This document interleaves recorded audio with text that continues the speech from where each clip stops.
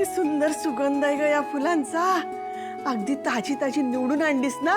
मग मला माहितीये ना माझ्या सुमीला कशी फुलं आवडतात. म्हणजे अशी फुलं आणलीस की तू नेहमी समजून जा की माझा राग गेला. म्हणजे माफ केलंस तू मला? केलं ग बाई. केलं.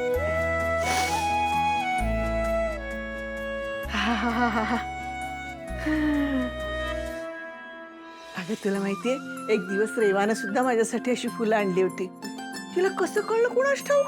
खूप हुशार आहे ती. खूपशा गोष्टी तिला न सांगता कळायच्या. खरंच पटकन कुणालाही आपलंसं करून घेते ग. धारिणी खूप आठवण येते ग तिची. मलाही खूप कमी वेळात खूप घट्ट मैत्री झाली होती आमची.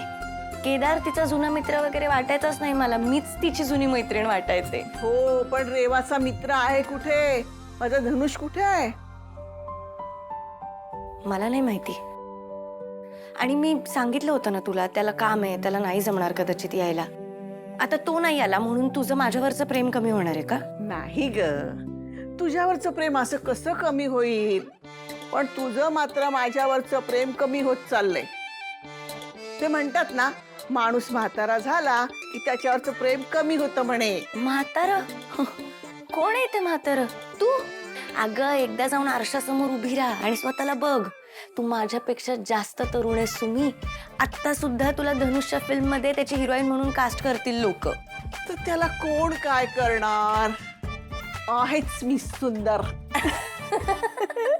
सुमीसाठी म्हणजे बॉस सुमीकडे गेलीये. बॉस तुमच्यावर चिडले आहेत का केडी सर?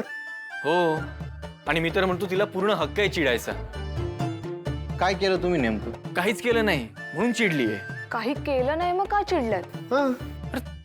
तिने मला प्रपोज केलं आणि मी काहीच नाही म्हणालो यार. एक मिनिट काय बोलला तुम्ही? तिने मला प्रपोज केलं आणि मी काहीच नाही म्हणालो. बॉसने तुम्हाला प्रपोज केलं? हो. बॉसने तुम्हाला? अरे हो.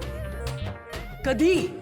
ते ती ती मला म्हणाली की तू मला आवडतो आणि आय लव्ह यू म्हणण्याच्या आधीच.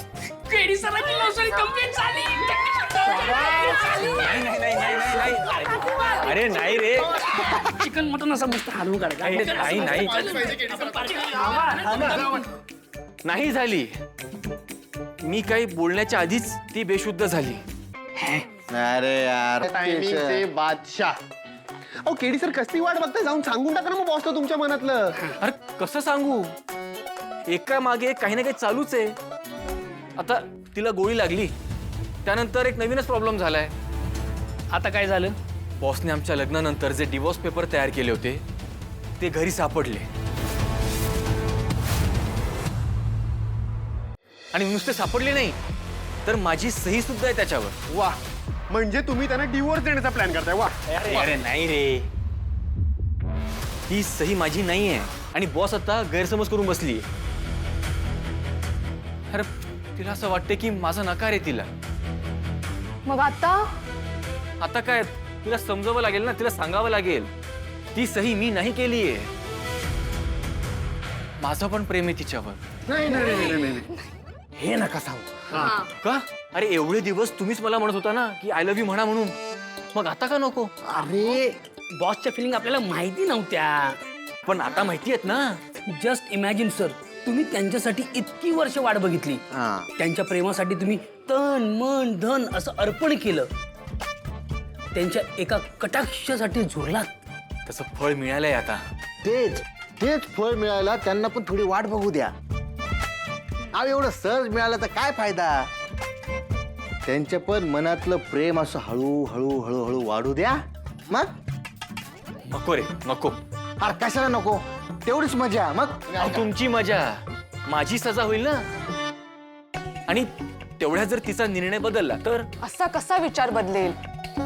एवढ्या वर्षात तुमचा विचार बदलला का? नाही. पण नको ना. कशाला. म्हणजे एकतर ती रागवलीये आणि ते मला बघवत पण नाहीये. अहो केडी सर हे रुसवे फुगवे आयुष्यभर चालू राहणार. थोडी वाट पाहिल्याने प्रेमाची चव वाढते. मग मग आता काय सांगू. कुछ मत बोल. इग्नोर करो. एका घरात राहतो, एका रूम मध्ये राहतो, एकाच ठिकाणी काम करतो. इग्नोर कसं करणार? असं करावं लागतं केडी सर. अहो मुलींच्या मनात आपला इम्पॉर्टन्स वाढण्यासाठी असं करावं लागतं. हो का? हो हो हो फातिमा दादा, करावं लागतं. हे चालू आहे ना आता. अरे नाही, टेक्नो एकदम करेक्ट बोलतोय. हा, अरे एवढे वर्ष झाले माझ्या लग्नाला, पण मी माझ्या बायकोला अजून आय लव्ह यू सुद्धा बोललो नाहीये. अहो कमांडर, तुमचं वेगळं आहे. हे प्रेम आहे. तुमच्या याला दहशत म्हणतात. हा ते बरोबर. पण मी घाबरत नाही बरं माझ्या बायकोला. हा अजिबात घाबरत. हो ते सगळं जाऊ देऊ का म्हणतात, तुम्ही थांबा जरा. केडी सर, तुम्ही जे करताय ना एकदम करेक्ट करताय. असंच चालू द्या. तुम्ही ना त्यांना तुमच्या मनातलं सांगूच नका. गप. पण तिने समोरून विचारलं तर काय सांगू? ते आम्ही बघतो ना काय सांगायचं ते आम्ही सांगतो. हा? आम्ही बघतो. आम्ही सांगतो. आम्ही सांगतो. हा.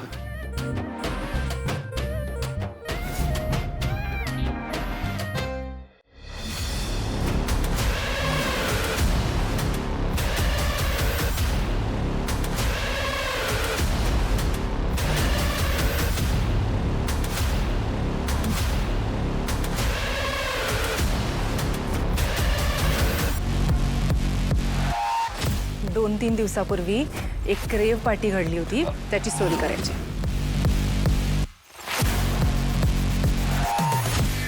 हे सगळं माझ्या बरोबरच का होतं? त्या रेव पार्टीशी माझा काही संबंध आहे. जर घरच्यांना कळलं तर वरचं तिकीट काढतील माझं.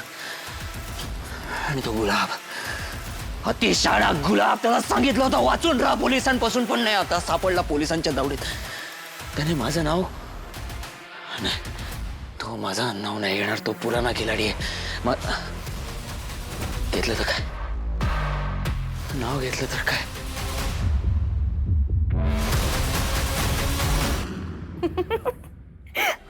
अगं तारिणी, काय झालं? काय झालं? बैस. ताई काय होतंय? बस इकडे. बस बस बस. काय होतंय? बस बस बस. आरामात आरामात. हळू हळू. एक मिनिट. काय झालं? पाणी दे ना. हो हो देते देते. काय रिलॅक्स. झालं? हे घे पाणी पी पाणी पी. हा काय झालं हे बघू? घे. ताई हे घे. रिलॅक्स. अगं काही नाही, छोटीशी जखम आहे, बाकी काही नाही. ताई तू त्या आश्रमाच्या कामासाठी बाहेर गेली होतीस, तिकडे पडलीस का कुठे? हा काय झालं सांग ना. अरे मला सांगितलं का नाहीस तू? मी सांगणारच होते तुला खरं. कधी सांगणार होतीस? हा, एवढा त्रास होतोय तुला आणि मला काहीच सांगितलं नाहीस. बघू मला काय झालं ते बघायचं. बघू. नाही नाही नाही सुमी, अगं एवढं काही झालेलं नाहीये. छोटीशी जखम आहे. हो छोटीशी. तारिणी, माझ्यापासून जरी लपवलंस ना तरी तुझ्या चेहऱ्यावरून दिसतंय मला तुला किती वेदना होत आहेत त्या. खरं सांग, हे लपवत होतीस ना माझ्यापासून? तूच काय, केदार सुद्धा माझ्यापासून लपवत होता. तारिणी माझी शपथ घेऊन सांग, काय झालंय?